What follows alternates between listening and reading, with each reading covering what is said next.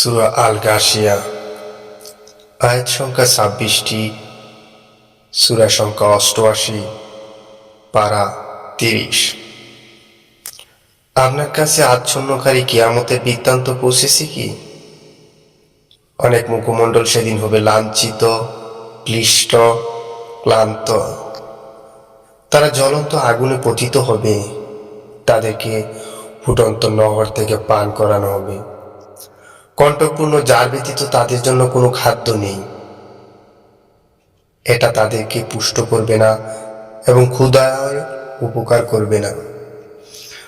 অনেক মুখমণ্ডল সেদিন হবে সজীব, তাদের কর্মের কারণে সন্তুষ্ট। তারা থাকবে সুচ্চ জান্নাতে, তথায় শুনবে না কোনো অসার কথাবার্তা, তথায় থাকবে প্রবাহিত ঝর্ণা, তথায় থাকবে উন্নত সুসজ্জিত আসন এবং সংরক্ষিত প্রাণপাত্র এবং সারি সারি গালিচা এবং বিস্তৃত বিছানা কার্পেট। তারা কি উষ্টের প্রতি লক্ষ্য করে না যে তা কিভাবে সৃষ্টি করা হয়েছে, এবং আকাশের প্রতি লক্ষ্য করে না যে তা কিভাবে উচ্চ করা হয়েছে, এবং পাহাড়ের দিকে যে তা কিভাবে স্থাপন করা হয়েছে, এবং পৃথিবীর দিকে যে তা কিভাবে সমতল বিছানো হয়েছে। অতএব আপনি উপদেশ দিন।